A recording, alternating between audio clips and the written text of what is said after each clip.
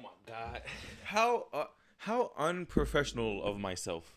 Now for a proper introduction, shall we? Alrighty. Thank you for tuning into my second podcast. This is my second recording of the year.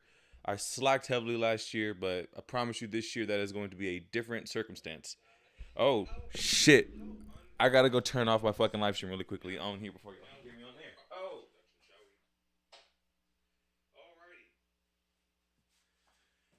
Okay.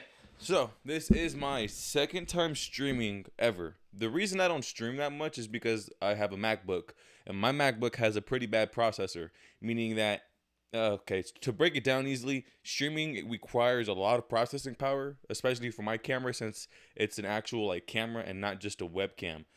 So, the feed from my camera going into my computer eats up a lot of processing power alone, and then having that feed go onto the internet requires a lot of Wi-Fi, which I'm connected to. I don't have my Ethernet cable in there, so that's also another reason why it's processing so much. And then my computer still has to send that stream up to the cloud and whatnot, and then send the recording that I'm making it do in the background to my actual Google Drive, and then we have an addition file running in the background. There's a lot of processing power that it requires, so because of that, you guys unfortunately get a pretty shitty output, so I am apologizing to those who have terrible experience of my live stream right now. I'm bullshitting. I'm gonna keep it a bug. I'm gonna keep doing my thing. I'm sorry. This is gonna come out later. I got a good recording from my audio file and my video file anyway, so I'm getting completely off track here. Thank you for tuning in to the second episode. If you are watching it, boy, this is going to be the absolutely most boring podcast you have ever seen in your fucking life. It's just me in a Nike shirt talking into a fucking camera. What the fuck do I know about life? I don't know yet. But what I do know is that we're about to get into these topics. Now, let me check my notes app really quickly because I actually wrote some down this time. See, last episode, I literally. Oh, shit. Oh, shit.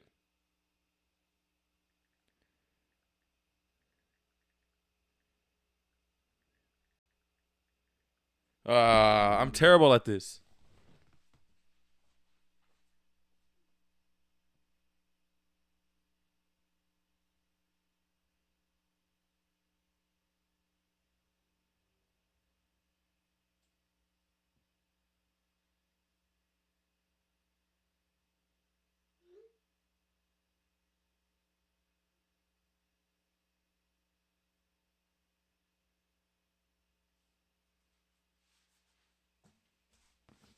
Oh, my God. This is bad. So, at least I don't have a lot of viewers, so me going in and out of the frame doesn't affect my abilities to continue the show that much.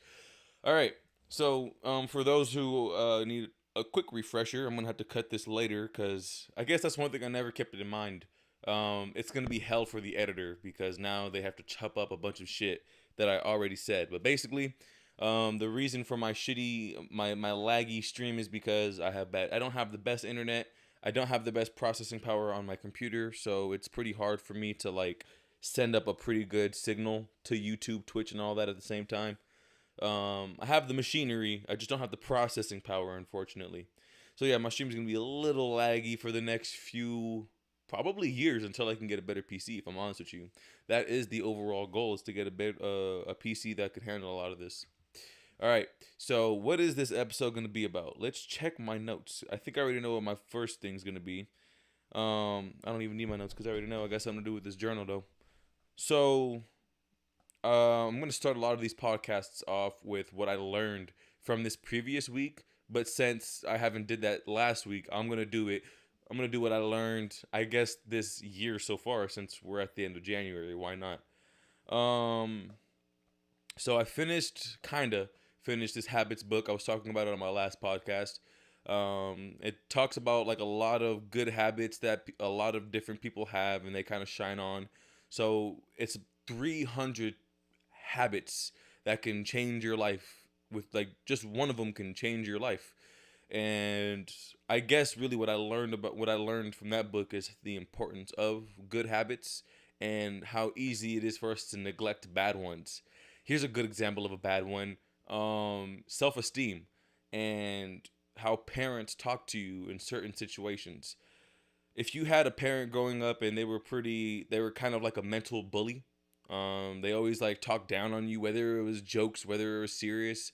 That could like completely fuck with your self-esteem growing up because you're so accustomed to feeling down by the people you like kind of look up to the most and respect the most. They're kind of the ones shitting on you. So it becomes normal to like for one, you never even had that like thought in your head until a parent or like a brother or sister like introduce you to that shit. And then two, you don't really notice that you're kind of inviting it more the more you think about it. It's kind of like a weird thing. So I guess the best example that I can use is calling people stupid. Um, that's the best thing that I can use, I guess. I'm kind of over exaggerating on it a little bit because I'm losing my point. Basically, the way your parents talk to you can be very detrimental on the way you grow up. If you have parents who are typically uplifting you and making you feel stronger and always speaking positivity into you, you're gonna always feel confident in yourself because you've had that emotional backing that found it was instilled in you from your like from the foundation up. But if you had the opposite, if you had parents who constantly talked down on you, doubted you, or gave you some type of negative energy, that carries over for years to come. And we don't notice it because it was written into our, don't call me a nerd for this, it was written into our code kind of. It was instilled into us at a young age. We didn't even know whether or not to accept these thoughts and these feelings and these emotions, or I guess these reactions to what our parents said or did to us. There could be a plethora of things. You know, there's many different ways that parents could traumatize you or just have some type of effect on you, whether it's big or whether it's small. The stuff that they embed in you as a kid is really fucking important because that's what you're gonna end up relying on like a majority of your life. I feel like I know I'm kind of just speaking out of my ass at this point, but that's genuinely how I see it. So I guess right there, what I learned is that like my parents had a huge, or at least my dad, I would say, had a huge impact on my self-esteem and my thought process and the way that I felt about certain things. Not everything, but just certain things, you know. So that was one thing that I was able to like learn this year. Another thing that I noticed is that having a routine is like even if it's just like a small little one, having a routine can go a long way because at the end of the day, it always gives you a self of like a self, like you always feel accomplished. So even if it's just the smallest thing like making your bread or making your bread, I mean, make that money, motherfucker. You know what I mean? Even if it's about making that money or making no fucking god. Even if it's something as small as making your bed, brushing your teeth, cooking breakfast in the morning, it don't matter what the fuck it is. Keeping a routine in your life gives you a small bit of fulfillment, even if it's like the tiniest things or a lot of things. But also, when building these habits, I mean, these routines, don't overcomplicate them because that's just gonna create more resistance. When you're when you're working on building a habit or working on building a routine, one of the first things that I did when I learned about this shit was, oh, I'm gonna do all of this in this amount of time, in this amount of time, and I'm gonna do the same thing the next day, the next day, the next day. All that shit made me do in the morning was wake up like, nigga, I'm not doing that shit. It made it harder for me because I made it complicated. One of my biggest things to do is make things complicated. One of my best toxic traits is complicating things. I love it. But yeah, so it was weird because like I had to keep reading the book to find that information. So from the time I read about these routines to the time I got to that part about that about routines, I was already overcomplicating them, and I was like, you know what? Damn. I really wish I would have kept reading this faster because then I would have I would have caught on so much quicker. But yeah, simple routines are the way to go. The simpler they are, and sometimes the simpler things are, the better. You don't want things to be too complicated. When things are too complicated, not everybody's gonna enjoy that shit. So yeah, I guess there's a nerdy bar right there. Yeah, man. Those are just two things that I've learned. So stop talking about that book. I'm reading another. I just picked up an old book that I was reading. It's called Cleaning Up Your Mental Mess. It's Dr. Caroline Leaf, and the reason that I'm saying that is because I can't vividly remember what I actually learned from that book. So I'm gonna grab my notebook, and then I'm probably just gonna read out of there really quickly.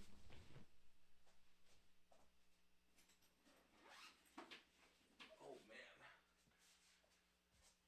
Bro, me not having guests like deeply affects me because like I gotta cut all this shit out in post, and then I gotta like in on the live stream that's just dead silence. Viewers are gonna go away so fucking quickly.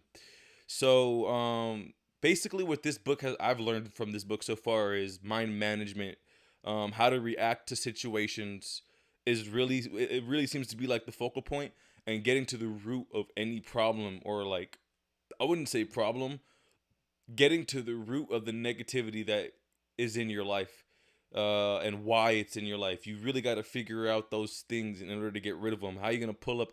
How you gonna pull up? Like you can't just cut the tree down, right? Because if you don't get rid of the root, the tree is just gonna keep growing. So you got to get to the fucking root. You got to pull them bitches out. See, I'm hyped, nigga. The Chiefs won. Oh man. Oh shit. We're going to the Super Bowl, bitch. And my brother's having another kid, nigga. It's the it's my Kobe year. It's my fucking Kobe year. Alyssa, Angie, Jet. If you are watching this shit, I love you. Liz, feel better. I love you. I know you going through it right now, but we praying for you. You gonna make it out of this motherfucker, and we're gonna be here for you whenever you get back on your feet. Stay happy, stay safe. Angie, shout out to you for being a writer, because I know my little unresponsive ass is hard to get in touch with, so I'm sorry for fucking not answering my phone earlier. But shout out to you for holding it down for your friend and being there for her in moments like this. This is the type of shit that creates relationships that'll never die, and it's really good to see that. So I love y'all. Sorry that I couldn't be there, but also really hope that I could throw some sprinkle some positivity in your lives through this video camera, because although times may be testing, all they ever end up doing is making us stronger motherfuckers at the end of all this shit, these tests that whoever the fuck put us through, whether it's God, whether it's, I don't know who runs this fucking system, but whoever runs it likes to really push us to our fucking limits sometimes. So I'm glad that you have a support system and that you're able to go through that, and I hope you feel better soon, Liz. For real. And hopefully this next topic can be pretty helpful too. It's about cleaning up your mental mess. So I'm just gonna like read off some of the shit and not all of it. But what happens when we don't use our minds correctly? If our minds are messed up, our lifestyle is messed up. For every new experience, we need a new set of mind management tools. Fear, I like this one. Fear is damaging to the body and the brain. Depression and anxiety are just warning signals, and we can't control our circumstances, but we can control our reactions to them.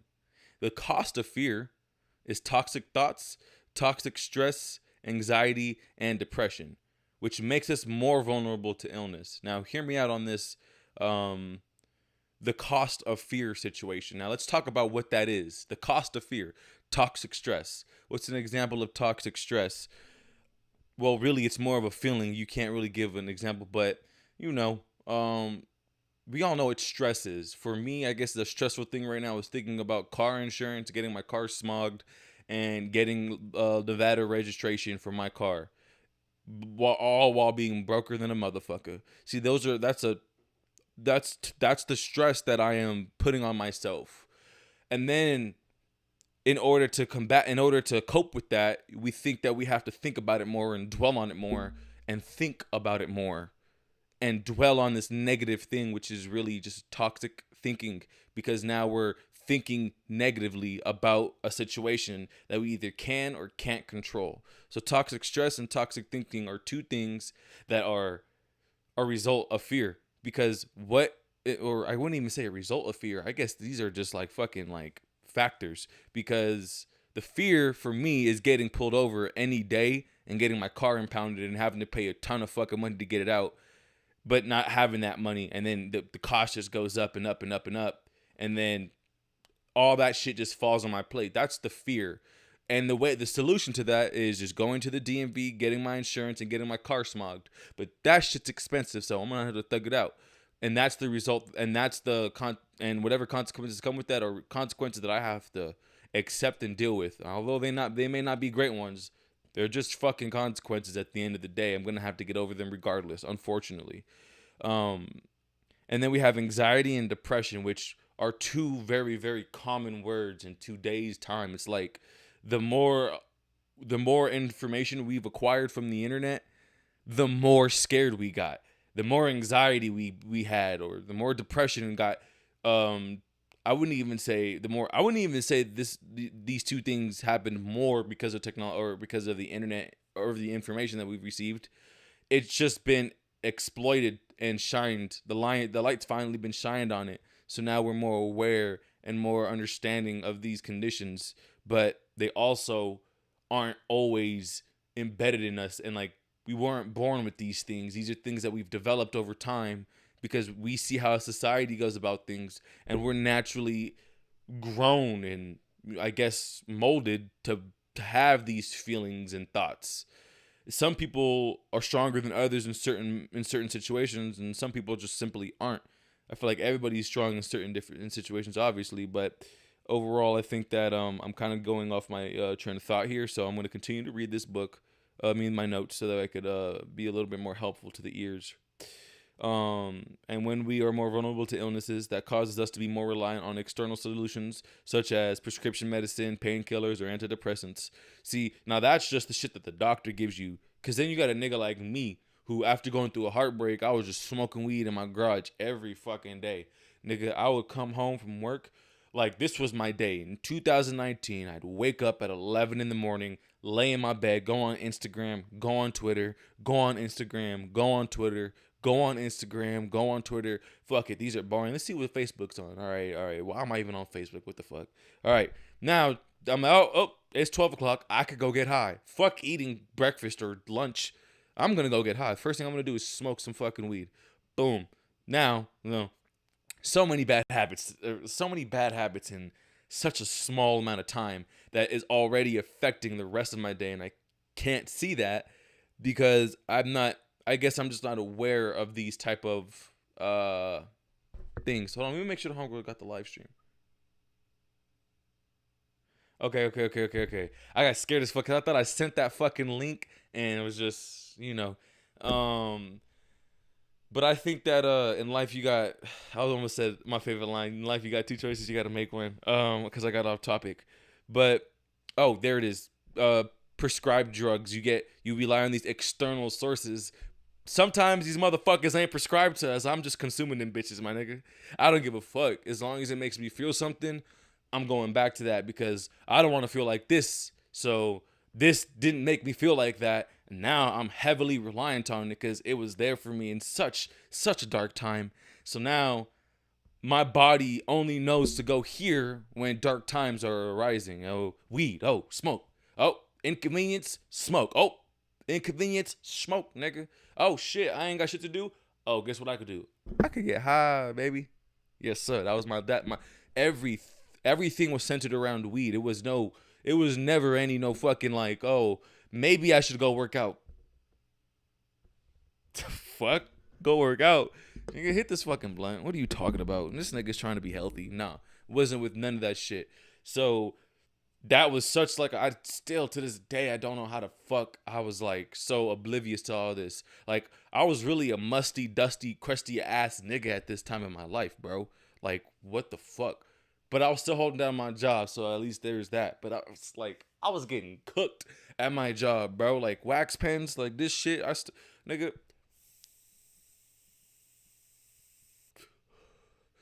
I was whacking the fuck out these bitches at Round Table. I'm sorry, Maria, and Yessie, and Anthony, and Austin, and Ahad, and Rena. I was getting lifted every single fucking time I went to go take a delivery. I was getting fucking lifted.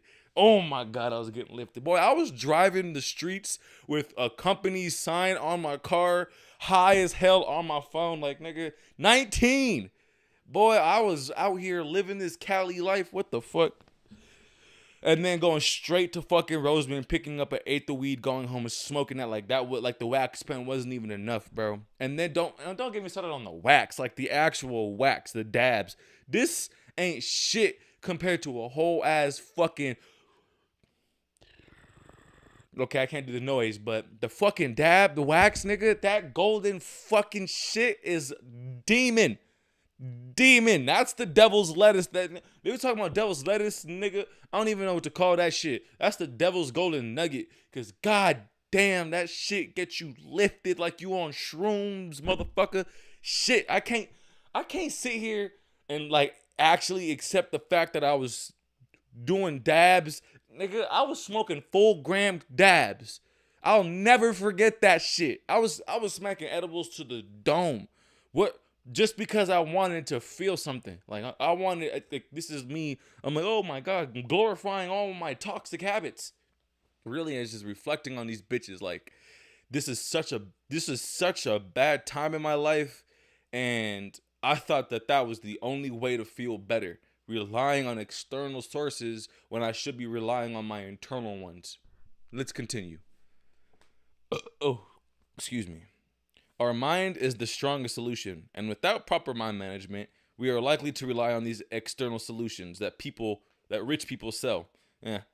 When our thinking is toxic, it can mess up the stress response, which starts working against us instead of for us. So your stress response is now. So when you get social anxiety, I guess that's a good example of your stress response taking a shit on you. Instead of using those moments to step out of your comfort zone and emphasize on these moments of uncomfort, your body is now shutting down instead of rising to the occasion. And now it's like the opposite of what it should be. So I didn't start experiencing social anxiety until I was 17, going on 18 years old. Oh man, I swear to God, I never even knew it existed until it happened to me. Like I'm telling you, I'm that like if you know me, you know that I am an energetic ass motherfucker who loves to talk. But if you know me, you know that I have my moments of just isolation. Leave me the fuck. Like I don't want to talk to nobody. I feel like I just need to be in my own bubble because I think everybody thinks I'm weird. So I just stay closed up and then I just like lock in and I just focus on whatever it is that I'm working on so that I can say that I was actually like doing something. Although I am actually doing shit, whenever I get that social anxiety kicking in, I don't even know where. Sometimes it's so bad, I ghost for months, bro. Like I just disappear. I don't like this, but it's just a trait that, or like a habit that I've grown accustomed to and never felt comfortable enough to actually change. So when I get challenged to change, it's such a hard thing to do. So that's another example of my stress responses working against me instead of for me. Because in moments of uncomfort and times for me to rise to the occasion, I'm not used to moving in that. I'm not used to that type of pressure. So what am I gonna do? Skedaddle, my nigga. Smile and wave, boys. Just smile and wave. We out this bitch. So yeah, there's that. So that's, I guess, a good way to. Oh no, there. I was gonna go into my social anxiety. 15-year-old me was not worried about shit. 16-year-old me got kicked out of school. 17-year-old me, a whole year being in my room for an entire fucking year and barely even going outside to even hang out with my friends because they were so focused on what they were doing because they lived in Palmdale. I lived in Lancaster. It's just like, I don't know Las Vegas enough to know 30-minute distance. But the car ride was a 30-minute car ride no matter what. We know it was like, you could chop that time up sometimes, but we didn't have cars back then, so there was no going to the homie's house whenever I wanted. So I had a lot of free time and a lot of independence, and my mind changed so much. I was on Twitter a lot. One of the first things that I acknowledged when I was kicked out was that the people who graduated high school weren't as popular on Twitter anymore or Instagram. They weren't as I guess people weren't engaging with them as much. And I would like see this shit all the time and be like, damn, these niggas really, like, in my head, I'm like, these motherfuckers really fell off. Like, damn, if you stop going to that school, it's damn near like that shit hurts your popularity, bro. Like, that shit's crazy. So I remember seeing that happen to all these seniors and then being like, damn, wait a minute. Oh, fuck, that's gonna happen to me. And not only did it happen to me with my popularity, but it happened to me with my self-esteem and my social cues. Because now I'm so used to being outside every day. I'm used to stepping out of my comfort zone every single fucking day. I'm so used to it. I don't even notice it. Subconscious habit right there. We don't even realize that it's happening. It's just happening in the background. You have a phone in your hand. Swipe up and try to close all your apps. that is a subconscious habit just lingering in the background, and you completely forgot about it because it's not physical. It's not something that, like this microphone directly in my face. If I try to move, it's gonna be in my way. I have to directly move it. It don't work like that. That bitch is a file somewhere in your head, and it's like looking for a photo you swore you took, but you don't know when you took that shit, and you don't know the file name. So now you really searching for that hoe. But in this case, the idea to search for it never comes up because you're so accustomed to it. It's natural. It's just kind of happening at this point. Like going to the bathroom, you don't have to like try to figure out how to pee anymore. Your body, you adapted. So lost my train of thought. I went too in on that shit again. Fucking god damn it, Lord shit. I apologize for my language. What was I talking about? Oh my god. Do you see what the shit this external source is so fucking bad, bruh?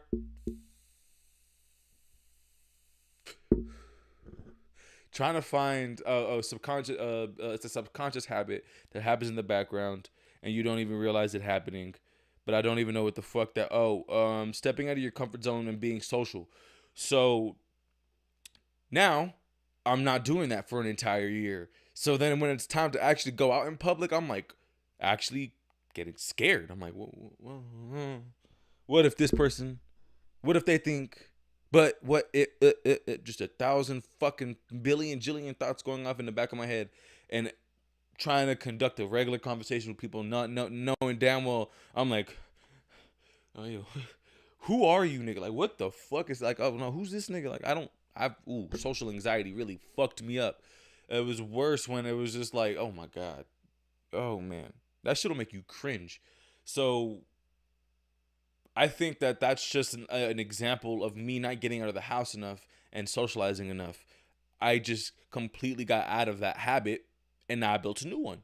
So your mind is that strong, and all you got to do is do the same thing every single day. In this case, I was not going outside every single day. So I got introverted when I was so used to being extroverted, or at least that's what I was known for. But deep down inside, god damn, I love being by my fucking self, to my own self, and not having to do a motherfucking thing. I love being able to actually be fucking lazy for at least 3 hours of my day. If I have a weekend off and I have to do something on one of those days, I'm fucked up the rest of the week. Because now I'm like, damn, nigga, I didn't get a chance to actually like rest up this week. So now I gotta go back to this fucking work and do work, So yeah, I guess right there is a good example of like my toxic, my stress response working against me with social anxiety, because not only did it affect me, but it affected my reactions to people around me and made me a lot more of a bitter person. So like, who the fuck wants to be around bitter people all day long? If I'm constantly bringing you down, I wouldn't want to hang around somebody who's constantly bringing me down either. Like, this is something that I fucking sucked at.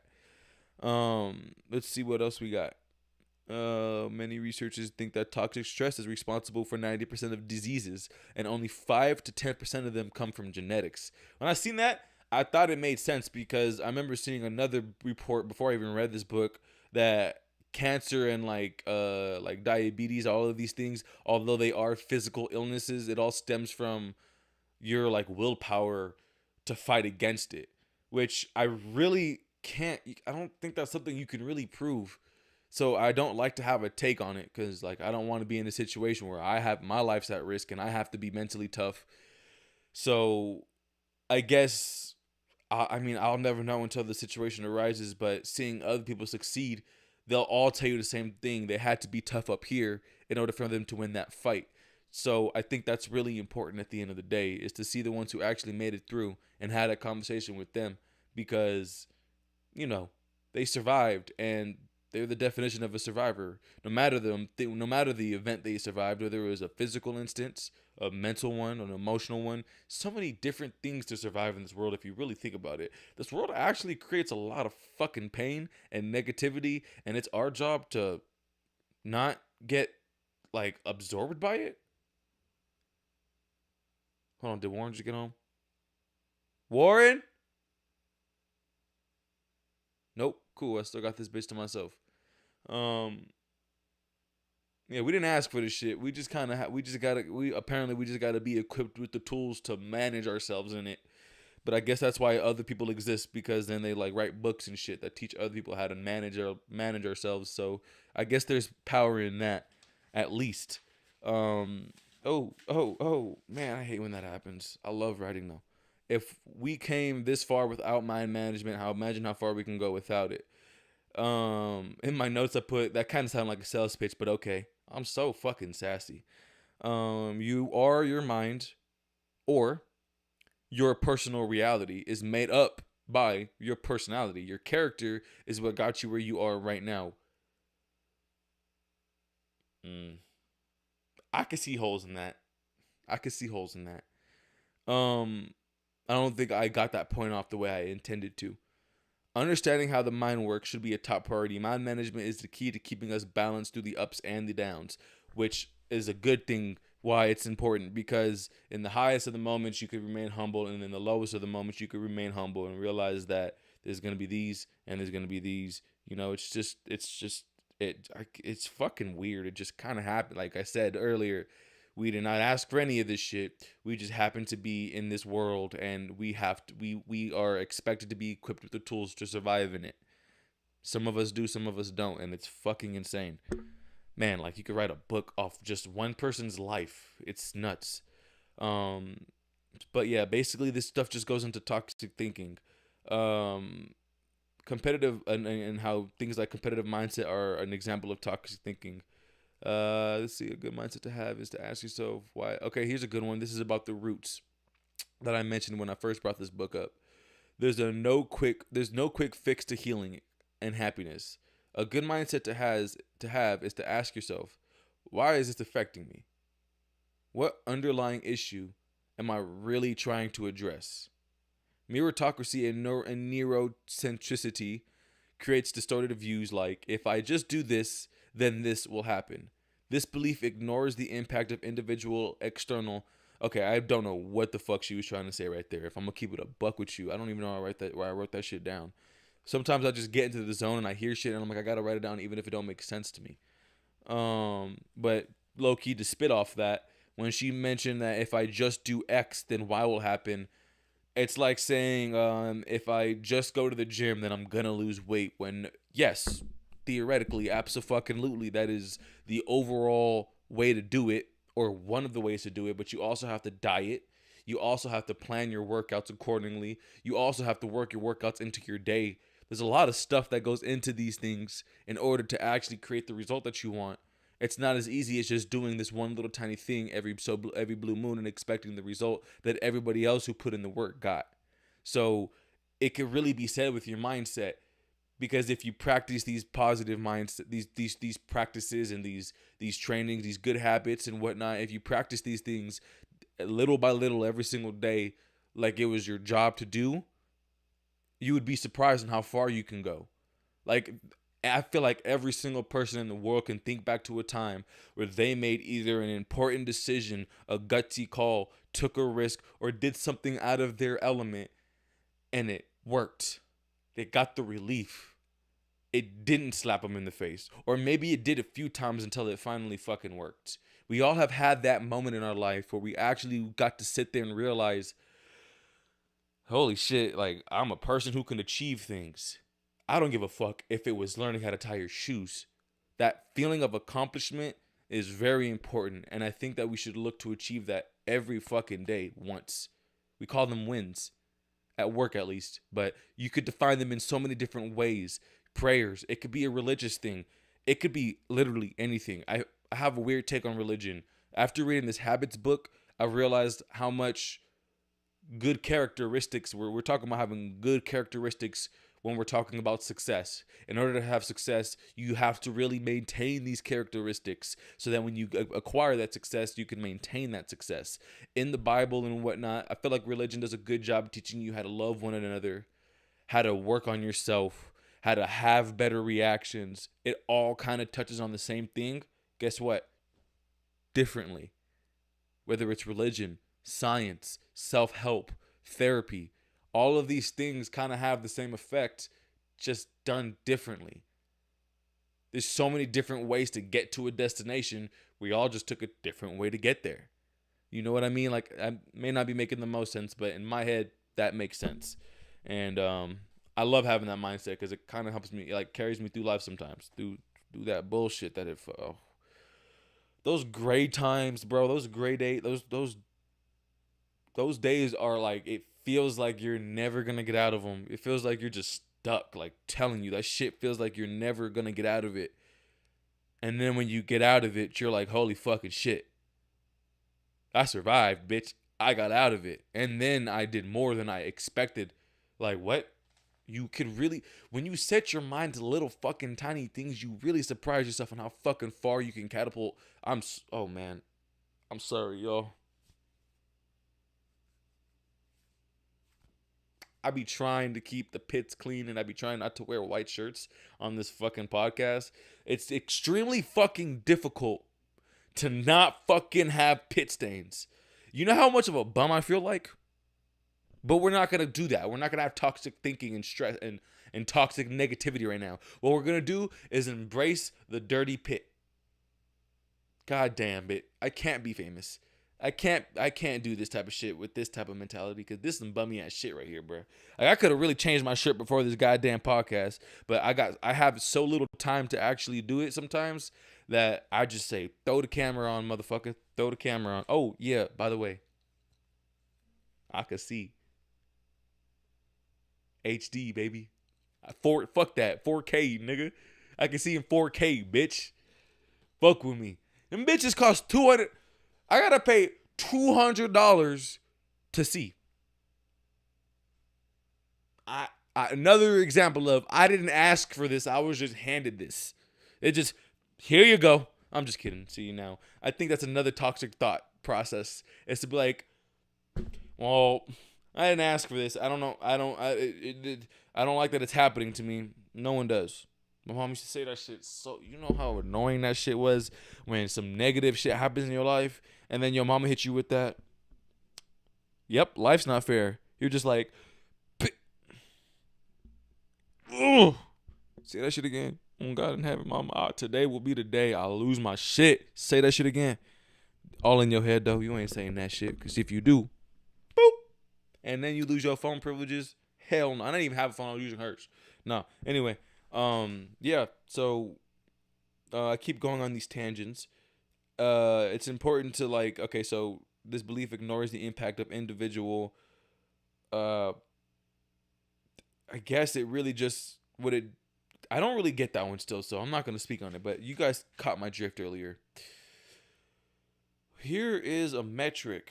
The metric that really stands out is not people being sort of happy or unhappy, but happy today doesn't matter a whole lot. It's the hope for the future, or lack thereof, that's linked with premature morality, living longer, or dying sooner. Your outlook on the world heavily dictates how long you'll survive, according to these scientists. See, I'm not going to sit here and be like, oh, I believe that shit, but like, these motherfuckers do this every day. I'm not going to tell a quarterback how to throw the ball. If you tell me how to throw the ball and he won him some Super Bowls, like Patrick Mahomes. He's going to his third Super Bowl today, by the way. Anyway, I just thought I'd flex that. Chiefs, baby. I was scared. Joe Burrow got that throw to Jamar Chase, and I was like, no, not again. And then we got the field goal, and I was like, hooray. Y'all remember that tick? Anyway, okay, yeah, I know I'm not funny. Anywho, back to the life lessons and whatnot. But this premature thing, it makes sense sometimes. There's times where I believe it. There's times when I don't. I got to see some evidence on both sides to make a decision. But I could see how that plays an effect because, like, the stronger your mind is, does that mean that the stronger your body is at reacting to things and, like, the stronger your immune system gets? I don't know. Fuck, I probably should have paid attention in science class, but, you know, shout out to people like this who did so that niggas like me can come and read a book about it. What was that Michael Jordan meme? Alrighty. Anybody want some examples of since like this feels like a class? Anybody got examples of toxic stress or toxic thinking? What do you got, Jeremiah? Abuse. Damn, that little nigga getting fucked up at home. Abuse. Yep, that is an example of toxic stress and thinking. It creates toxic stress and creates toxic thinking because now, the person who's being abused is like, okay, it's okay. Okay, good example of abuse. Doesn't have to be physical. You're watching TV with your parents, your uncles, your grandma, your cousins. You're having a good time, and you ask a question, and then your dad proceeds to look at you and say, "Kind of fucking question is that? Are you stupid?" You think he's joking, but he's being dead serious. Now you feel embarrassed. Did I just say something stupid? I mean, I guess it was stupid. Two toxic thoughts have just entered the premises. Well, I mean, I guess I shouldn't have said anything. Oh, there's the third one. Now stress is, your heart's beating. People are looking at me, ready for me to respond. Oh shit, now I'm really embarrassed. I don't say shit at all. Now everyone thinks I'm a bitch. Fuck, I just got put down in front of my whole entire family. God damn. I feel like crying. But I can't cry in front of them because then I'm gonna look like a bitch. Shit. Toxic stress and toxic thinking, battling each other, just taking over your energy. When if I was old enough to understand this, the better reaction probably would have been, did he hear my question or is he just trying to be funny? Now that I'm mature, I'm old enough to understand he was just being a dickhead. But now that at that young age, that's just a small example of abuse. Here's a better one. Your dad comes downstairs. You're with your girlfriend. He hasn't said a word to you all day, just in this little funk. Bipolar, by the way. And he just mad dogs you 2 minutes straight and walks away. Straight. You don't want to react because if you react, nigga, he's gonna jump like nigga. It's like a nigga trying to fight you. You give him an ounce of gasoline, you gonna set this bitch off. So tread wisely or some shit like that. However, the tread slowly, I guess. I don't know what the saying is. But so now that happens, and now it's just like, it's not physical, but it has the same mental and emotional effects as physical abuse. It just doesn't actually hurt the part that they punched or hit. You know what I mean?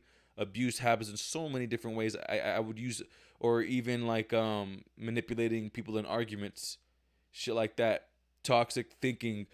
The person who's creating this environment of toxicity is also going through it themselves. Theirs is just a little bit more amplified and out there, while the other person who's being abused is just kind of trying their best to react to the abuse that they are receiving. Because how do you react to abuse and that you can't escape? Shit's hard. So abuse is a huge example of it, and experiencing it at such a young age, I feel like if it doesn't get worked on throughout that age and toward the age you are now, it's going to be harder to fix because you have so much to catch back up on. It's like not brushing your teeth for 12 years. You know what I mean? Think about it from that perspective. Like, I think that's how people should think about mental illnesses and mental deficiency and mental mentality in general, is that imagine it. Anytime you think of doing something, think of how much time you've put in and what your teeth would look like if you put in that much time since you were born. Like, your teeth would be falling out of your fucking head. You know what I mean? So just imagine how loose those screws are because you never knew to tighten them. You didn't even know them screws was fucking there. So it was never really your responsibility to do it. So, like, you're not going to just start brushing your teeth because, you got to see people doing it. You got to be taught to do that. So if you're not taught to do that, how the fuck are you going to learn to do that? That's when it becomes like, we didn't ask for this shit, but we've somehow, some way have received it, and now we have to continue to push through it. And we just weren't given the proper training on that. Why? Because our parents grew up in this tough ass era where their parents were not even remotely with any of this shit. So much more abuse happened back then than we'll ever know. We just didn't have cameras and phones the way we do now, so it's harder to expose those things.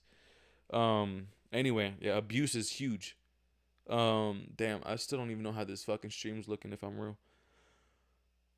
Neglect. Oh man, so neglect is a funny one. sometimes you neglect people and then or they neglect you, but it never feels good either way. Just like abuse, like it's such. See, you want to see the two prime, like the same. There's a pattern here. Neither sides like it. Abuse and neglect. Neither sides like it. The person who's causing it is guilty and suffering from guilty consciousness and guilt trips 24/7. The person who's receiving it is dealing with the trauma. Nobody likes these things. We just grow accustomed to them for whatever the reason may be. We don't want to open up about it because we're scared to. We love this person so much we don't want to let them go. This person has my kid. Like, come on, I don't want to. Why would I want to create such a my biggest thank you to my mom is no. People who didn't have dads growing up would always tell me, you're lucky to have one, you're lucky to have one. And I would want to tell them in return, you should be lucky that your mom was smart enough to get you away from yours. Because had she not, maybe you would be able to see what I see, because people gas this up like it's this fucking fairy tale, but it really ain't.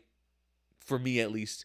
I've never got that fairy tale. I've never had that Disney movie dad that everybody else would talk about. I would hate going over to other people's houses and seeing them interact with their pops, because I'd be sitting there like, nigga, why your daddy so nice to you? What the fuck? You sucking his dick? Like, I was really so baffled by a positive living environment because of the one that I was living in.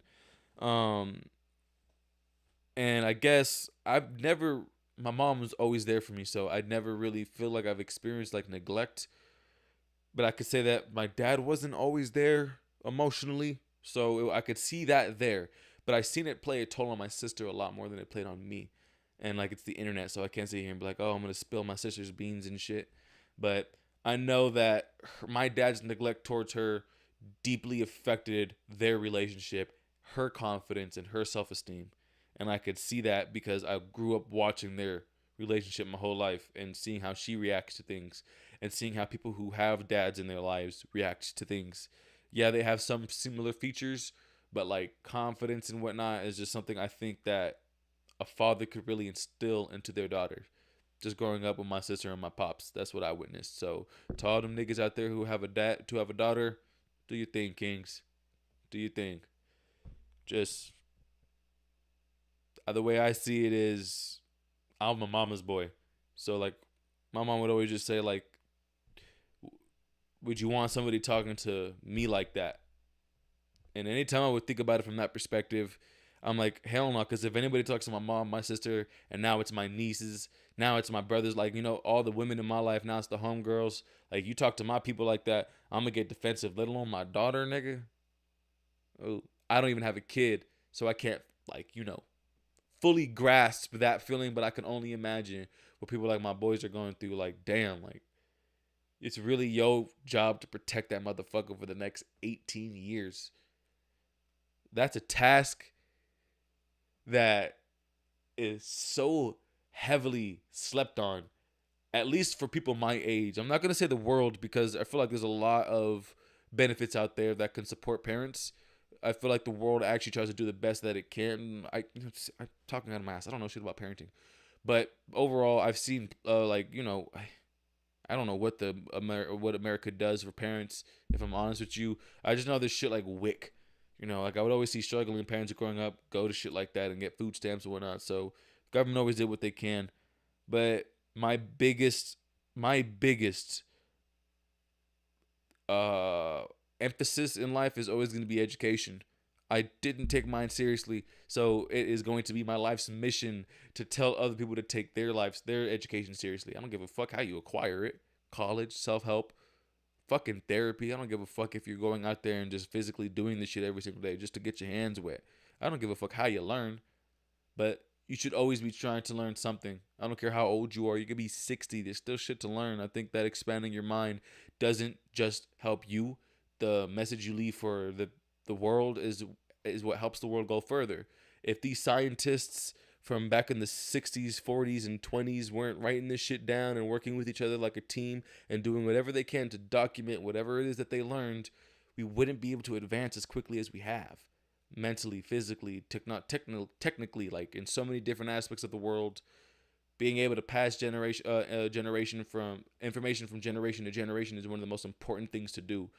Keeping cultures alive is one of the most important things to do. And to me, that is our responsibility as human beings, is to pass positive information to the next generation and filter out the negative shit that we had to deal with. It's working.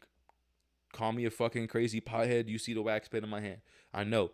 I'm some high shit, but it's working, y'all. Because think about how our parents grew up and how much we make fun of them for making fun of us for being softer. But really, we're filtering shit out. The negative, the toxic shit that they fed us, we're filtering it out, and it's working. Because it wasn't for when their parents were our age, this shit was 1,000 times worse. When our kids are gonna be our age, we're gonna be the ones being like, "Oh, y'all shouldn't be doing that." We're gonna be the ones hating on these youngins because we're older and we lived life a certain way, and it should be lived that way because that's how it was when we were that age, and that's how it should be because we were here longer and we know what's best for the future when none of us fucking do. By the way, not a single one of us fucking do. Mathematicians probably have the best outlook on the future because they have literal that's the type of shit that got them to space. That's the only type of future that I believe in. Truth be told, I believe in faith. I'll say that I believe in faith. What it's I'm getting off the tracks here. I literally went like completely off track, but point is that we don't know what the fuck's gonna happen in the future. All we can really do is observe what happened in the past and do our best to not recreate negative situations. I've been watching like these war documentaries lately, and I'm just like, every time I watch them, I'm like, nigga, we got all these resources and said, let's kill each other. Fuck it. Like, for some land. Like, we were trying to take over each other's land, and sometimes it just felt like pride and ego and like your level of leadership being questioned. I seen Hitler's whole fucking, he was really running shit out here, bro. Was really trying to win. I'm sorry for that toxic thought. That nigga was dedicated to winning. He had children in the fucking war. That nigga wanted to win. Bad as it may be, that motherfucker wanted to win, goddammit. But for what? Like, they would tell you, like, they gave you all these reasons, but you're sitting here like, but like, for what did that even do for the world? Cleared up some cap space, cleared up some population. What the fuck did that actually do for the world, though? Except for give us a very big example. Don't let niggas like this lead the country, or they're gonna do shit like this. Filter out that fucking nonsense. That's what our responsibility is, and I think that's a parent's biggest responsibility, is to filter out the nonsense so that your kids have less nonsense to filter to their kids. And that's basically what my TED Talk is about that. And I think a lot of it comes from education and how we educate. Just because your kid goes to school doesn't mean they're fully educating themselves. You could still be putting them in certain situations to learn something that they enjoy. I guess that's what I wish I would have had when I was a kid, was like learning to do something that I actually really fucking enjoyed. Like, I liked basketball, but I didn't like it enough to keep playing. I liked football, but I didn't like it enough to keep my grades up. I don't really, to this day, I don't really know what it is that I like to do, but like when I talk about shit like this, it just feels natural. Like, I'm like, okay, this shit, like, I could cross over, I could shoot three, like, this is my realm right here. Being on camera, talking into a fucking microphone to my, literally, this is me talking to myself because I'm gonna be the one editing this shit and like making all the clips for this. Like, it's literally me talking to myself and hoping to God that there's people out there listening to this that can at least connect or feel bits and pieces of what I am trying to convey. Because I promise you, I'm not trying to sit here and sell you a fucking dream, sell you a fucking anything. I'm just trying to observe all this shit and push it out in a positive manner, the best way that I can. And I don't want to have a podcast that gets generalized or niche based. You know, I don't want to only have to talk about tech, music, and science for people to want to listen to me. I want to be able to talk about whatever the fuck I want with whoever the fuck I want, whenever the fuck I want, and be able to make a comfortable. Shit don't even gotta be a comfortable living, nigga. I'm gonna keep it a band. I just need a fucking podcast set up in my studio, and we good. Boy, just wait till I can learn how to actually like produce my podcast from the wrist of my fucking hand. Like if I had my switcher right here and I can customize that shit to do whatever I needed it to do, boy, I would be doing some. I'd truth be told, I'd feel like Stephen Hawking's but with legs. You know what I mean? That I can move my body around. Is it Stephen Hawking's? Yeah, he's the motherfucker like that, right? Stephen Hawking's. Is this Stephen Hawking's? I Let's just say I hope it's Stephen Hawkins. I would look it up, but that would take up too much of my time. And yeah, you damn, that's love. Love y'all. Love y'all. Oh, it's crying right there. I love y'all. In my blank ass room, nigga. Look how fucking dead this shit look. Just wait till I customize this bitch, bro. I'm telling you. I'm like trying to. This podcast has been the only fucking like. It's been the only thing since trying to chase a dream that actually fucking made sense to me. It's been the only thing, and I just can't execute on this shit the way I want to, because I'm such a selfish ass nigga. Truth be told, like I'm one of the most selfish people I've ever met. Like I don't like it, but sometimes you gotta be selfish. Sometimes you don't. I just hate having to work with teammates because I have high expectations, and when I get let down once, I have trust issues. And when I have trust issues, it's just I think it's not even. It's really like if people lose faith in me, that's when it hurts the most. That's the only time where that's what I'm genuinely scared of with having a team, is that they're going to lose hope and faith in what I believe in, and they're going to stop pushing because they don't believe in what I have to offer. And I really feel like I could really do shit with this empty ass bedroom with this blank. Nigga, this is a white ass wall back here. Like, I look like I'm in a fucking mental asylum if you ask me. But, like I said, I remember seeing podcasting was going to be $1 billion industry for 2021 back in 2020. Tried to capitalize off of it. Can't do it. You can't do this shit by yourself. You can't, dog. This shit, like, working with other people showed me that. Like, nigga, you these one-man bands and shit, like, congrats. Great. You can do a little bit of everything, but you can't do everything. You know? You can't do each one of these tasks perfectly. You can only do a portion of these motherfuckers and hope to God you pull it off, like I'm doing right now. I'm just literally, I don't even know what the outcome of my fucking stream is gonna look like. I just threw it up there. I don't even go live. I don't like going live because I don't like the idea of somebody just curiously going onto my page and seeing me talk some shit, real shit, and clipping that up and using it against me in the future. But I don't really think there's much to use against me because if I must say so myself, I'm low-key spitting facts. Anyway, for some reason they got taught. Okay, this is where the shit derived from with my. That's another reason why I wanted to start a podcast, because I do shit like I just did right now. I start here and then I fucking ramble and rant and fucking go down these little lanes and avenues. And then I hope to God that when I do that, the people listening understand. Not relate, but they understand where I'm coming from. Because those are the listeners that I want. The people who like, there's gonna be those who make fun of the shit that I say, and there's gonna be people who like are genuinely moved by the things that I say. Why would I want to please the people who laugh at what I say? Clearly, like, we don't either see the same things the same way, or shit, I'm gonna just think you a hater. But the only thing you could really say to me to get under me right now is be like, nigga, you talking to a camera, you talking to yourself on camera. Absolutely. That shit's embedded in me at this point, brother. Like, yeah, that's what it is. I gave up on myself so many times that this shit just feels like, okay, well, I stopped for a little bit. I'm back now. Can I continue this without forcing it? Because that's my biggest issue, is when I force it, I go too hard, and then I just it's like a vicious cycle of, I don't even know what to call that. Yeah, let's not harp on the negativity though, shall we? Let's talk about how we should stop personalizing. Oh, no. Advertising took a very big toll in this examples of toxic stress and toxic thinking, because being a part of a media company that makes advertisements, I think I'm pretty and living with the copywriter.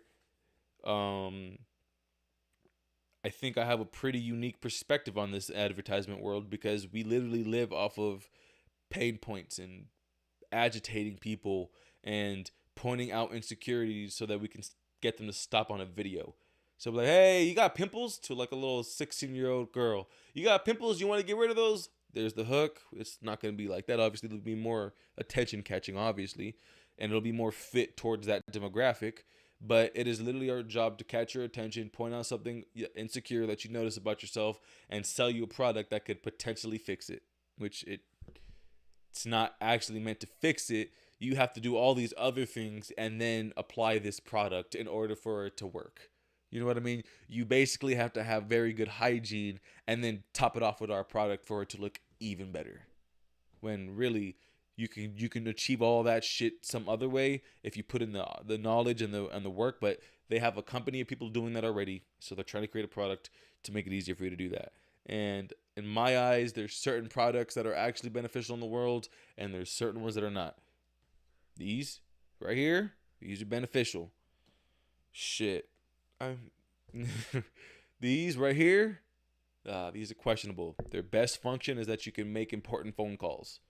What else we got? Oh, these right here, biggest fucking time waster the world has ever invented, unfortunately. But niggas make millions of dollars off of it.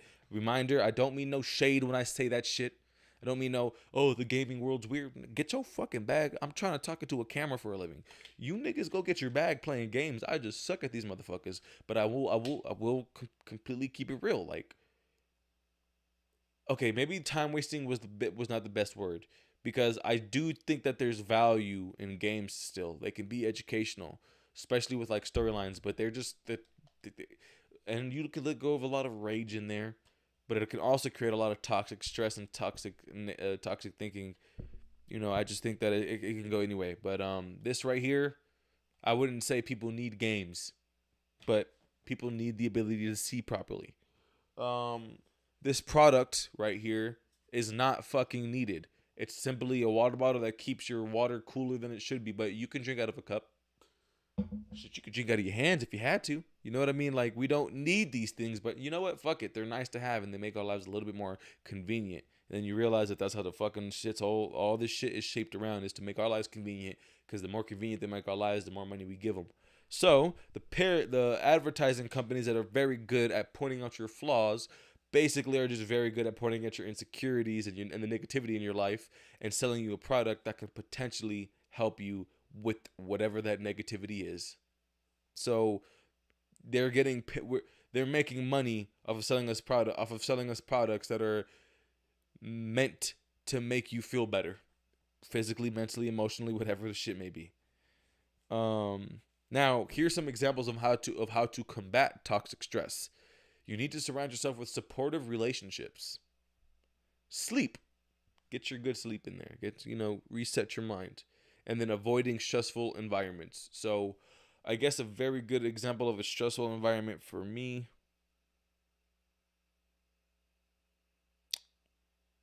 kind of work. Because when things go bad, go downhill, I'm like, okay. That feeling of, oh my God, are we gonna lose the company comes in, but then like faith kind of comes back in and you're like, we're good. So I guess that would say that's a stressful environment, but I can't really think of one if I'm honest with you. But avoid them. So whenever I guess stress. Okay, no, being with my ex right before we broke up, that was a stressful ass environment. I couldn't. I was not. I was literally. My body was just not acting the same, and I needed to escape from that. So I did that, and it hurt for a minute, but I was able to catapult and do a little bit better afterwards, even though I was still smoking weed religiously. Um, and then we self. Oh wait. Oh no. And how to combat toxic thinking. You got to recognize it, be aware of it, notice when it's happening. And you got to be compassionate with yourself. You got to forgive yourself, remind yourself who you are, and kind of like tell yourself that it's going to be all good. You got to be able to reassure yourself. The luxury of having other people do it is very beneficial and very helpful, and it feels so good. But you got to be able to convince yourself of it when they're not there, because they're not always going to be there, unfortunately. Um, intention. I don't really know what that means, but meditation is a good one, and journaling. Bitch.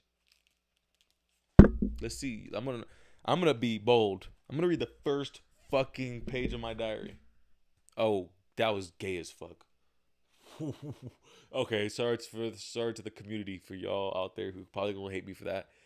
No, that wasn't gay. That was very, very 2006 Disney Channel vibes. And it just happens, girls were just usually the ones with journals and shit. So the fact that I just call this a diary makes me feel less masculine. And according to society of the toxic culture, that's gay. So that's why I called it gay. So if you're gonna fucking rat me out in the future, please keep that clip in there too. That part of the clip in there too. All right. Well, I guess I'm journaling now. Got the initial idea from Sarah, older roommate, but yesterday it felt good. But yesterday it felt good writing my thoughts out. So I bought a nice looking book to write in. Yesterday was good, but as usual, the toxic stress kicked in. I'm at a point where I can't tell if it's me or my job. Fuck. My friends will say it's the job. My coworkers will say it's me. Clearly, believing my coworkers is probably the wrong way to go because they just want me to keep working there, but at the same time, they also believe in me. I can't help but feel, and at this moment, it feels as if I haven't provided enough value at this job. It feels like if I leave, I don't have any real skills. I've built and improved operations. I've educated the team through presentations and quizzes, and I'm constantly rewriting standard operating procedures. I'm not sure where those accomplishments can get me. What I do know is that my dreams led me here. I chose this, and that's why it's hard to let go. Even if every other hour it feels like my manager is setting me up to clear up some cap space, torn in the middle, to go off topic. What the fuck? I do this shit when I write too, bruh. Nigga, am I rambling right now? Okay. Setting me up to clear up some cap space. Torn in the middle. To go off topic, I've been having self-reflecting images in my head centered around the word and phrases of false prophet, try, stuck, unfinished pillars, quit, abuse, phony. The root is that I've given up and stopped trying to build my brand. Before my job, I was conducting interviews and podcasts, but I haven't done a successful one in over a year. This was 1/17/23 at 6:30 a.m.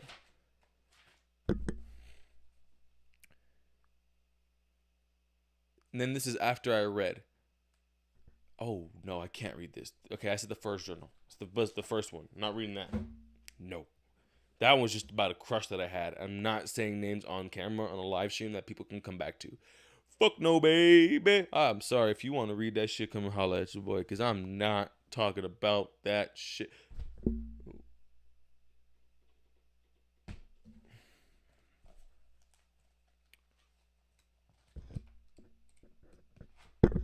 Wait a minute.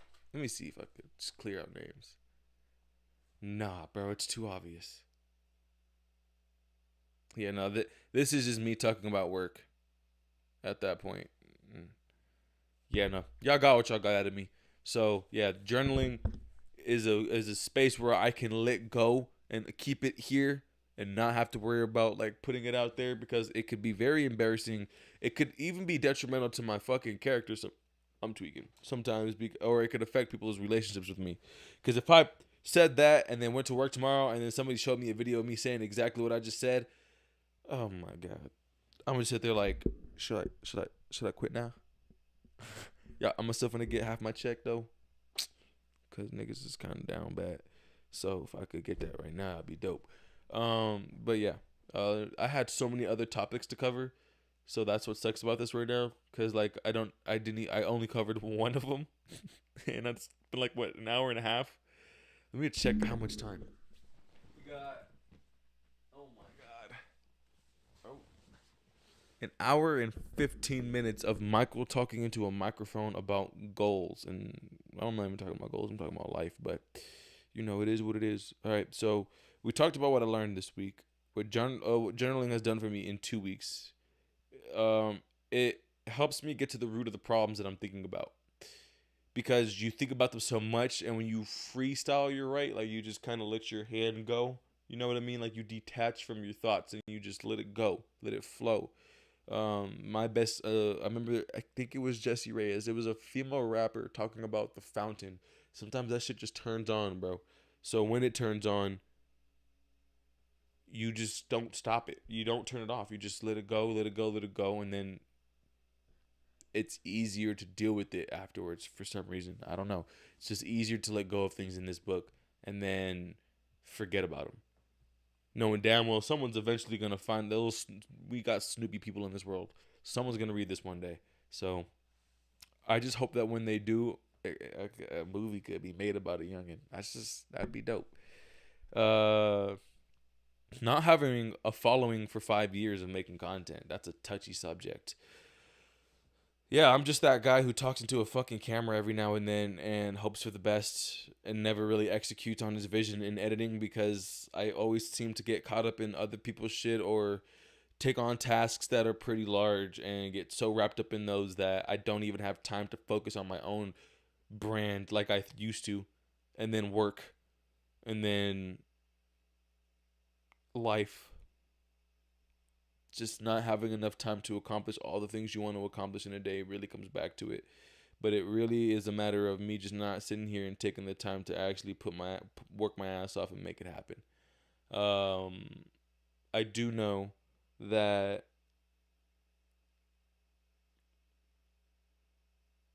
I've always had vision and clarity on what I wanted out of this. So that's never went away throughout this entire time. And although it's embarrassing knowing that like cousins and family members that you knew who were like they were 5 years, everybody was 5 years younger 5 years ago, bro. I was like turning 24. I was like 19, 20, bro. And I thought that I was gonna take off in like a year, and I just stopped doing shit. But at the end of the day, although I stopped posting content, I never actually stopped producing it. I just found different ways of being able to accomplish making content and, harnessing my skills and becoming better at my craft. So I bought my switcher, which, man, I'm looking at that shit right now, bro. I love that I bought that thing. That's probably going to be one of my favorite investments in the future. I don't like that I bought a MacBook instead of a computer, but it is what it is. I can take that thing with me everywhere. Uh, I have a TV that I love, but anyway, the purchasing decisions that I've made have always been in the mindset of scaling. So I could have bought a capture card, which, put it like this, you know how when you plug your TV into an HDMI cord and get the other end of that HDMI cord and plug it into like a PS4 or Apple TV or Roku, something that changes the display that you're currently seeing. So it could be just like this little black screen, and then boof, you plug in the HDMI and something pops up. I want that to be my camera, right? So I want to plug an HDMI cord into my TV and plug the other end of that HDMI cord into my camera, so that my camera can be reflected on the TV screen. Here's the catch. You can't do that with a computer, even if the computer has an HDMI cord. You have to plug that HDMI cord into a capture device and then plug that another HDMI cord or a cord that connects to your computer into your computer, so that your camera feed can be read and registered by your computer. You cannot just plug your camera into your computer nowadays. You can, but the only reason you're doing that is because you're probably extracting or transferring files, which would still be kind of stupid because SD cards. But anyway, point is, capture cards are pretty fucking, or you could only use one HDMI port. So if I wanted two cameras to come out of my camera view, my laptop, I would need two capture cards. I thought about that the minute I realized I had to buy this device. I was like, I'm not going to buy one. I'm probably just going to buy four. And I was like, wait, there's got to be a device out there that has 4 HDMI inputs. I bet you it probably has a fucking output too. And I found the device. It was called the 810 mini switcher for $295. Snatched that shit the fucking second I saw it. I was like, and I could switch angles. If I had 2 cameras here right now, I'll show y'all what I'm talking about. I was excited as fuck. I was like, I'm buying this because one day I want to have 4 cameras in that bitch. And I accomplished that last fucking week, nigga. I was like, nobody else gets those. But for me, I was like, I may not have been posting shit this year. And for some reason, I feel guilty about that, even though skills are still getting built. Um, I've still been building my fucking skill set, though. Like, I've still been working on this shit. Like, I've, honest to God, just been getting better at systematizing these processes. Shout out to SOPs. Um, and then when I bought my audio interface, which this XLR cord connects to the interface, which connects to the PC, it has 4 inputs as well. So I've always wanted to. I knew I was always gonna always want to be able to have 4 guests no matter what, and 4 cameras on them, 4 microphones on them. I've always known that. So I've always went about my purchasing decisions in that mindset. Unfortunately, I didn't do that with a computer. So, like I said, although I wasn't like publishing shit and doing it, luckily I'm halfway to my 10-year mark. I don't know what I was watching, but or like what I was reading or something. There was like you got to have like 10 years of like nothing but that. And I was like, "Damn. Do I have that?" And I'm like, "Yeah, I do. I put a YouTube video out once every year at least." So 2019 probably only had like 2, maybe 3, 4. 2020 I had like fucking 20 to 30 of them bitches. 2021 I had at least 5. 2022 I had 2. My numbers went down, don't get me wrong, but I bet you $1 million like each time I've edited a video and uploaded it, I've learned something new each video. So from my first one to now, my first one was you could check it out. Sweezy Productions is the other YouTube account. You could find my first ever YouTube video as a grown man. Not like I remember I was making YouTube videos when I was a kid. Those don't count. I didn't have no vision for this back then. But that's the first real one you could find. It's called My First YouTube, but YouTube is spelled with a U and a tube. I'm really I have the mentality of, oh, I want to be different. Anyway, in there I was recording off of my iPad, editing off of my iPad, uploading off of my iPad. And when I realized that I don't have control over animating my intros, so I looked into getting a laptop and I downloaded After Effects and Premiere Pro and then started making things in After Effects. And then that's when I learned about processing power. So like I said, each time I've fucking started like working on my shit, I've always learned something new throughout the process. I learned about machines at this point. I learned that you can't run any type of software on any type of fucking computer. It needs to have it has to have a certain type of strength to it. It needs to have good processing power for it. Whatever, there's different types of power and strength and sizes for different needs. 3D model, somebody who does 3D modeling for like movies and shit, they're not going to be working off of a MacBook. They're going to be working off of a fucking huge ass machine, some type of computer beast. If you're gaming, you're not gaming on a MacBook. If you're going to college or doing some small shit that doesn't really require too much processing, you're literally just doing like studying and whatnot, get a MacBook. Shit that doesn't require too much processing. So that's what I learned from iPad to Windows, and just trying to learn how to actually make a fucking intro. I have the mentality of, yeah, I can download other people's work and make it my own, or I can simply try to recreate it through the tutorials that they offer for free. Because wouldn't that be the best way to go about it, so that I could at least understand if I'm ever like asking other people to do it for me, I at least have a pretty well understanding of what they're going through, so that I can provide them with whatever resources, the more resources than they need. Because sometimes that's really all you can offer them. And I've always kept that mentality in the back of my head. It was like, you got to understand each role that you see yourself working with. So that was animating, and then and processing. So I had to know about tech, and I had to know about motion, and a little bit of math and timing. And then from Windows to Mac, that more understanding about processing and building PCs, understanding that.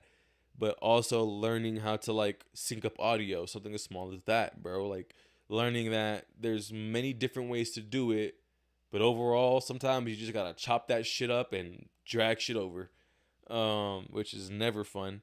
So I also learned like shit like that. I learned how to make thumbnails. Uh, I learned a lot about PNG text and like fonts and how to download them. And then from new iPad to from yeah, that was from Windows to Mac. I got my Mac. Started using Premiere. I learned about Adobe. I learned in making music videos and interviews that I learned that you could download transition packs called Mogurts and whatnot. So you can basically copy people's templates instead of just copying their work. You can copy their templates and then make variations of those templates, whether it's an animation or whatnot. I'm nerding out like a motherfucker, but basically the point is that each time, like since then to now, I feel like no matter what, even if I didn't achieve shit, I still achieved a lot of fucking shit, like skill wise and like learning wise. I've still understood this ooh this world for fucking 5 years now. Like it's pretty crazy. Um, so from Mac, so from Mac to VisCap, so from making my own content to working for a company that makes content, I learned a lot about Premiere Pro and file management, Google Drive. I learned a lot about business, which like without trying to make content, without trying to chase that dream, I'm never here. No, I'm not looking in this direction. I don't even know this direction exists because I'm not looking over there. So if I were to never ever chase my fucking dreams, I would have never ended up at this place. Overall, no matter what, there's my gratitude. Like I envisioned this for myself and I have accomplished this. And now I am literally just sitting here absorbing all of this information about something that I was weak in, and that's marketing. So now I know about marketing. I know about direct to paid. I know about I know about direct response uh marketing. I know about marketing. I know how to make a scroll stopping advertisement online. I know how to manage files a lot more efficiently. I know the power of having a team, the power of storyboards, shit like that. I understand production from a marketing aspect now. Um it's like a lot more advanced than it used to be. I understand how to manage people, how to delegate tasks. Um it's just little shit like that, how to run meetings, because it's little tiny things like that where you're like you may not think you're accomplishing shit, but like you look back and you're like, what the fuck? Damn, that shit's longer than I expected. Like you just sometimes you don't know, you got to reflect.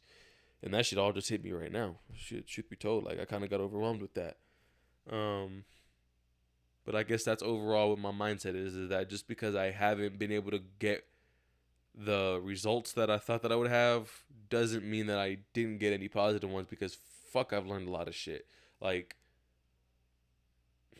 I I guess my work doesn't speak for itself at the moment because you guys can't see it, but in my eyes I understand this world so much more, and I've met so much more people. And I guess that's overall what's the most important thing, is that the people that you're around are very important in your outcome in situations.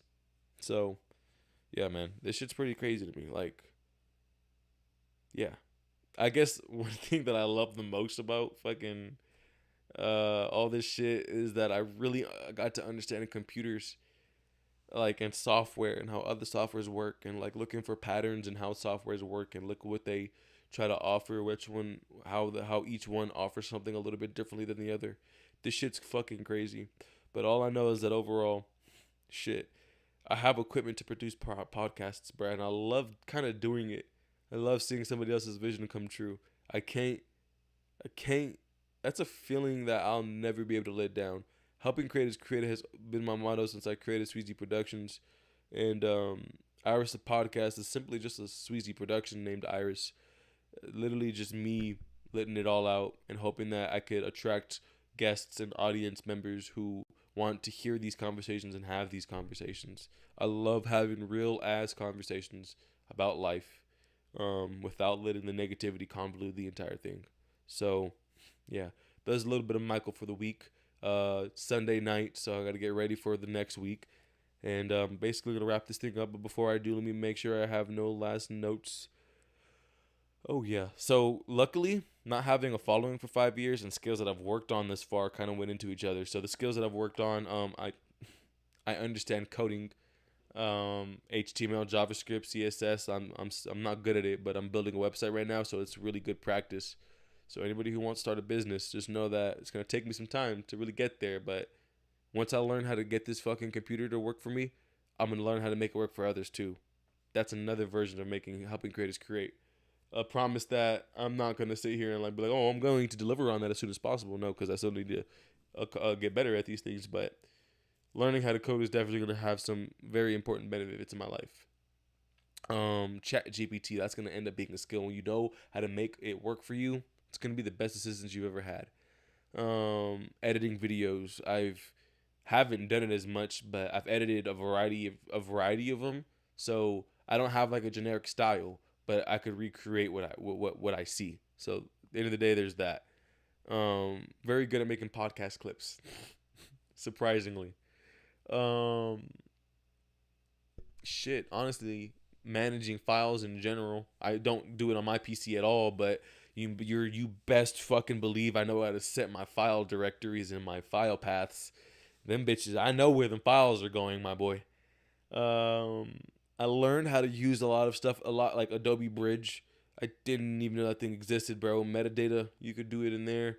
You could rename a lot of footage in batches. Really good for archiving. Um, Leadership, I'm still not great at it, but I would say that I'm getting better. I try to put myself in situations that make me uncomfortable, and when I do that, it usually pays off, but it doesn't always pay off. Sometimes it's these lessons still got to get learned, but that's where your leadership gets tested again, because although this may not have went in the direction you wanted it to go in, are you going to use this as a moment to learn, or are you going to use this as a moment to blame others for failure?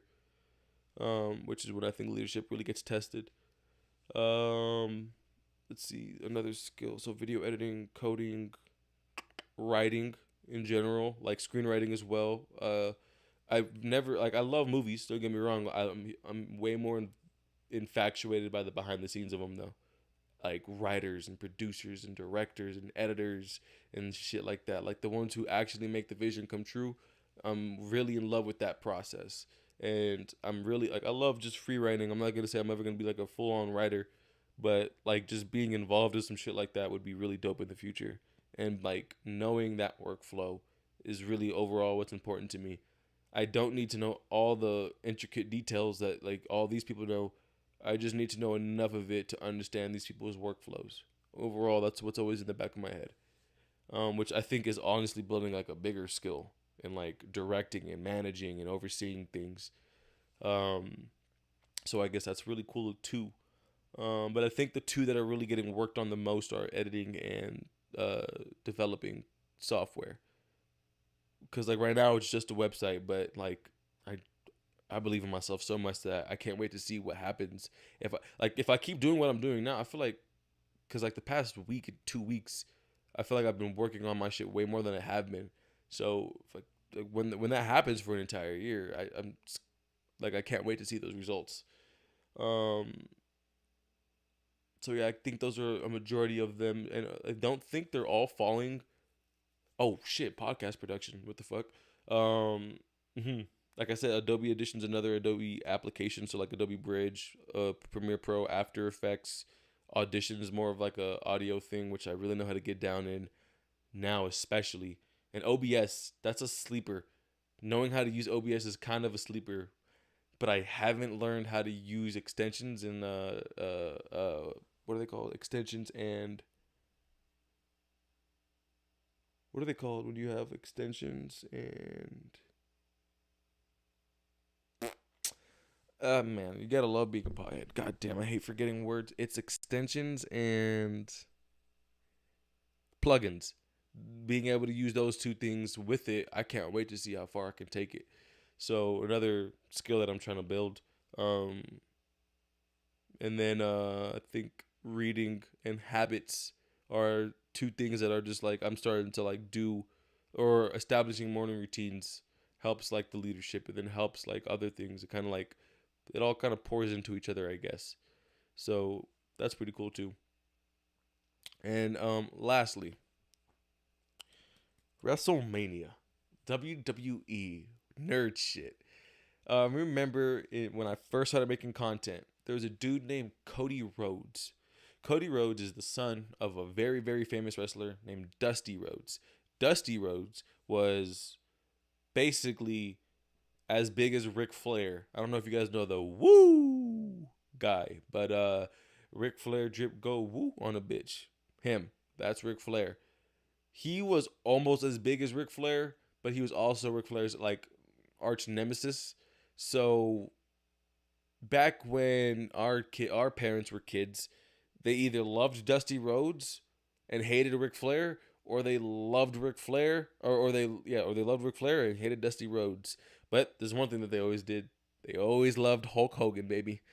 Um, so Dusty Rhodes not only was a good wrestler, or a very entertaining wrestler, he understood the business very well and was very important in the growth of, I would say, establishing credibility.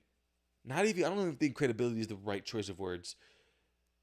It's when you build like the integrity, of wrestling, because this is around a time where everybody had just came out, oh, this is fake shit, bullshit. They're not even hitting each other. All that stuff was still very much very live. This wasn't like 2008 where everyone was like, yeah, that shit's fake. This was when those thoughts first started appearing, and it really started hurting the business. And then a guy named Vince McMahon monopolized the entire industry. Dusty Rhodes is very huge on the independent side. So you have your NBA, and then you have your offshore, your what do they call them? Off. Hey, Warren. Warren. Overseas. I don't even think he came. I don't know where the fuck the nigga went. It's called overseas.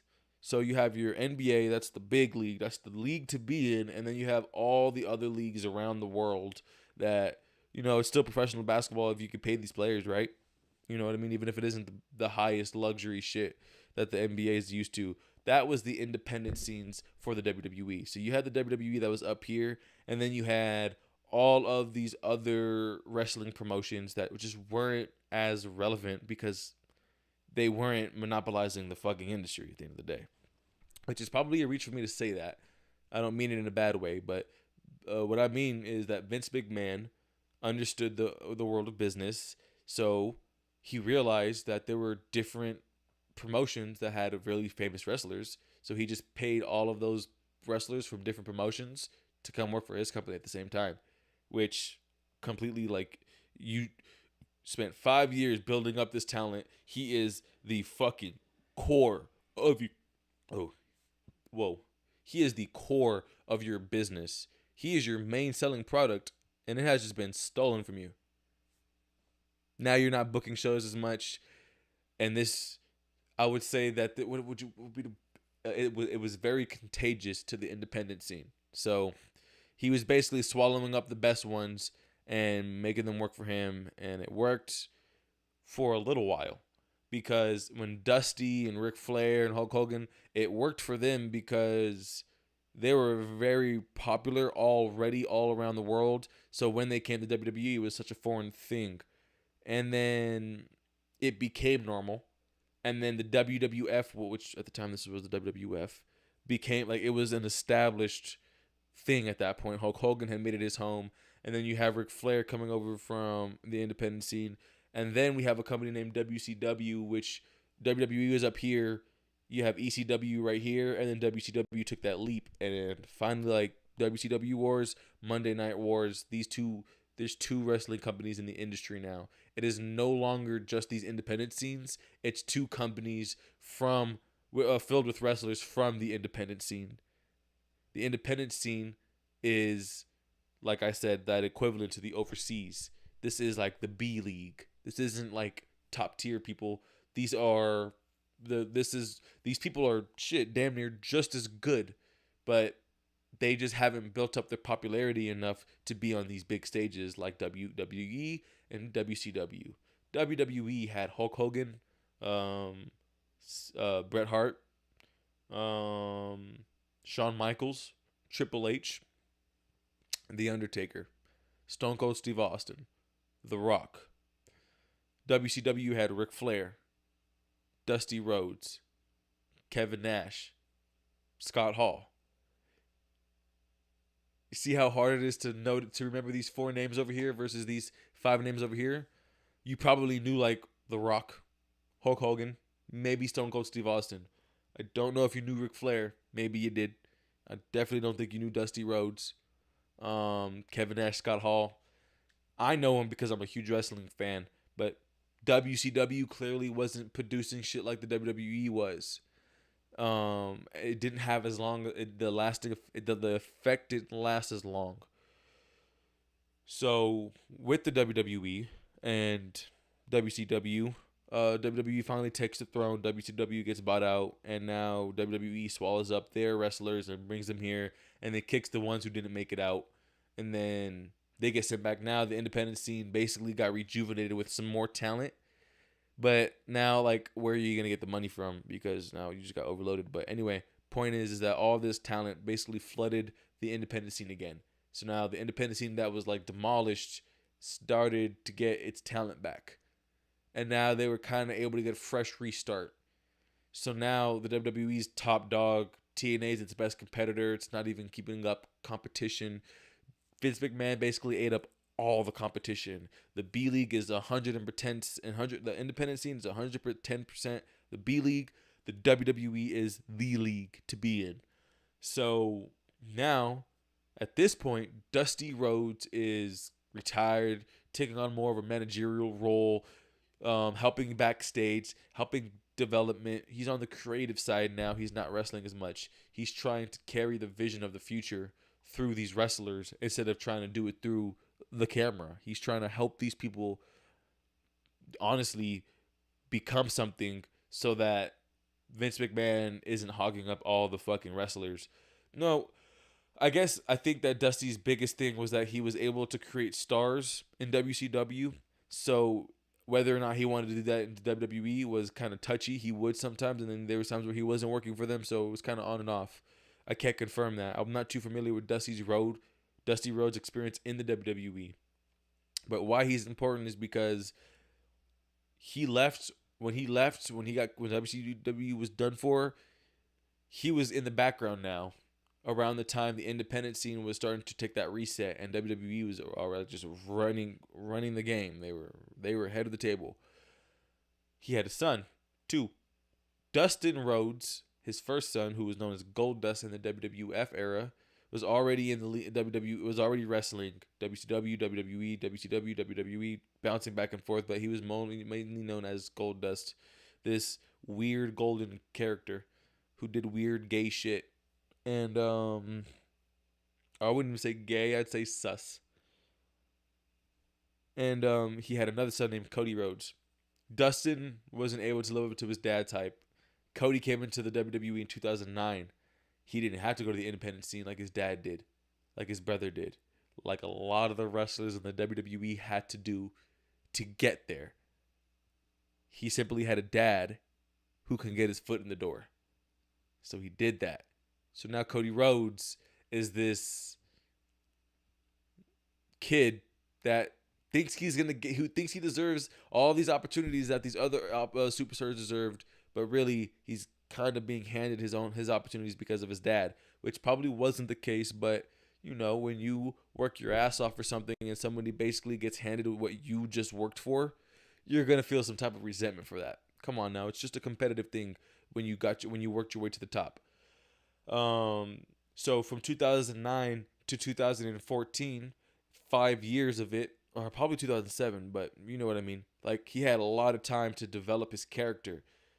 And in the WWE, you have that amount of time and you're still not working, something's bound to happen. Not everybody can be John Cena. Not everybody can be The Rock. But this was Dusty Rhodes' son. Randy Orton was Bob Orton's son. So it's like Cody should be bigger than Randy because, well, Dusty was bigger than Bob. In fact, it was the opposite. Randy ended up being a stud, and Cody, after 5 years, 6 years, 7 years, decided he was going to go start over.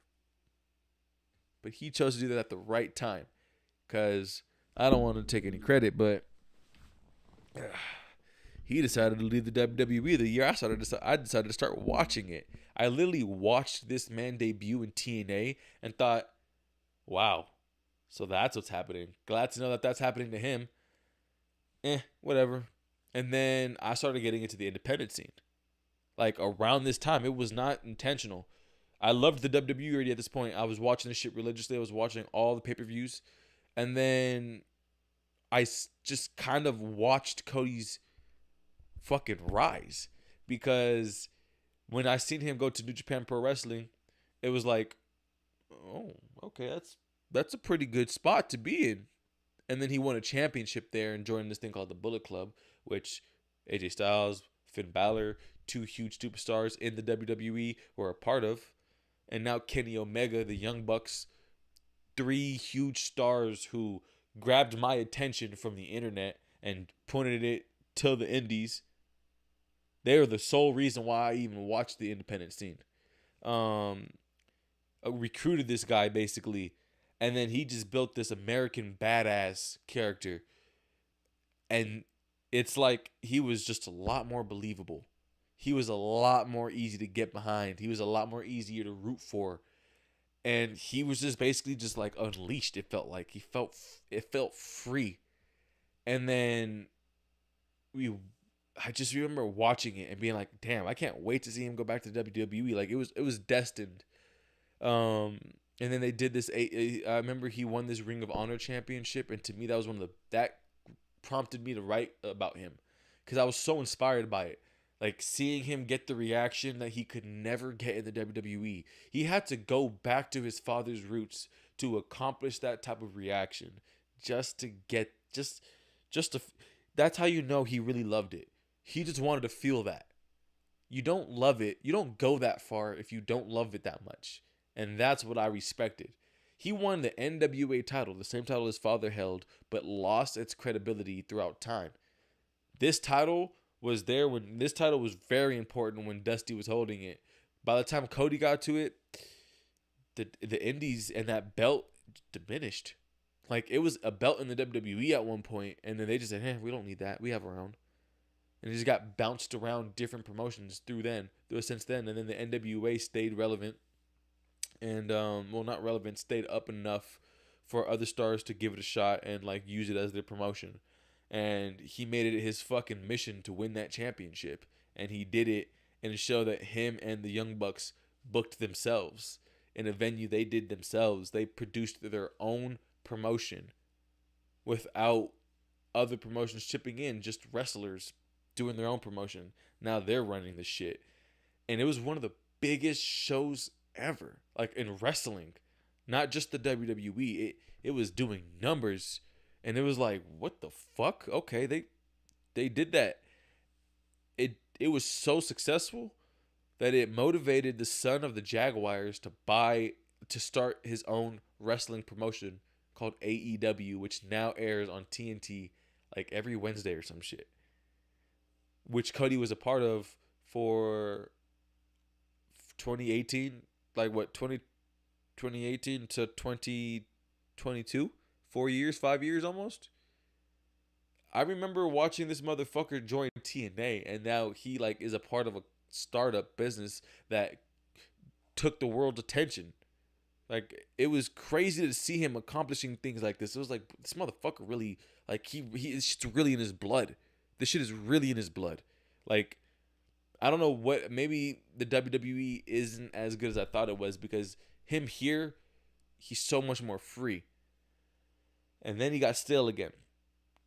And then I'm on Twitter, like after last year's WrestleMania happens, and I see this motherfucker appear in the WWE. I haven't felt that bone chilling, that fucking, what is it called when you get the goosebumps? I got goosebumps from that shit. I was like, what the fuck? I watched this man's whole journey. Like, what the fuck? So I had to talk about it because today he just won. Yesterday he just won the Royal Rumble. And now he's gonna go face the main dude in the WWE named Roman Reigns for the Universal and the WWE Championship. But really, it's just his reward for the amount of hard work that he's put in and getting the opportunities he's deserved for years. But really, just shows you what happens when you don't give up on yourself. This motherfucker literally he had the golden opportunity he was in the WWE at a young age. He had all the time to grow, but could never develop that character. He needed to go through those hardships to get what he got. And then he got it, went back home. Now he's gonna go face Roman Reigns for the WWE. Bro, this is a main event. WrestleMania. Like, this is, when you love this shit, this is something that you've wanted your whole life. So to see him get that, it's just like, wow. I know it's fake, but fuck. This shit still sells good story. Like, this shit, they still make very good stories here. They still tell very good stories. And some stories write themselves. And Cody's wrote itself. He wrote that fucking story. I guess that's what I respect about it the most, is that he took what people would see as a demotion as an opportunity to get better. Him and Drew McIntyre both. So I just like Cody's more because I literally watched him leave and come back.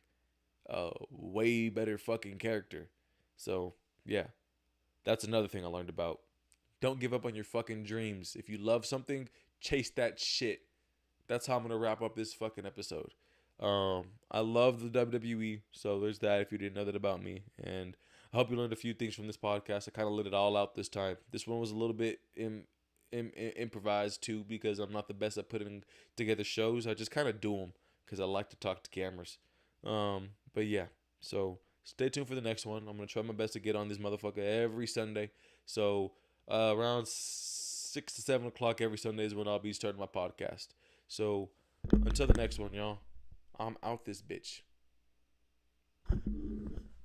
Ah.